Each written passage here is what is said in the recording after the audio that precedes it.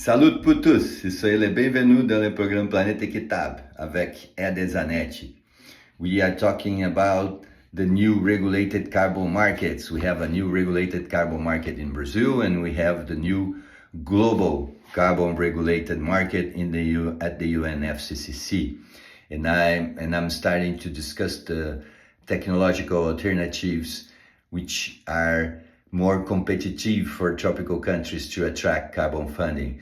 We already know that there are methodologies, standardized baselines, and methodological tools which are available for being used to produce those carbon credits. And I started talking about the use of timber in construction, which is one of the most attractive, most competitive technological alternatives to attract carbon funding for tropical developing countries. And I started to say to calculate how many greenhouse gas emissions we have in each square meter of traditional cement and steel construction. We know that social housing in Brazil, a house with 52 square meters emit some 26 tons of CO2 per unit, which means that every square meter of this social housing will generate 500 kilos of CO2. And that is a figure we can assume as a baseline for this activity. And also you can take this figure with you for any type of cement and iron construction that you find.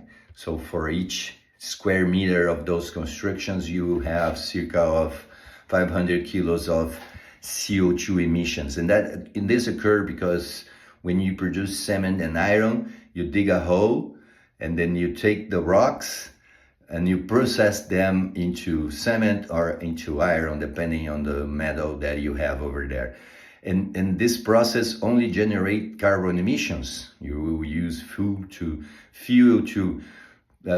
dig the hole, to take the rocks, and then to further process them. That's the main reason why you have emissions associated to the production of this social housing when they use cement and iron. On the other hand, when you use timber, they come from a tree which suck CO2 from the atmosphere in order to grow. So the timber is made of this carbon. When you replace the cement and iron for the timber, you're replacing a material that generate emissions for a material that generate CO2 atmospheric removals and store it in the timber. So instead of having emissions, you start having a house that is actually storing carbon.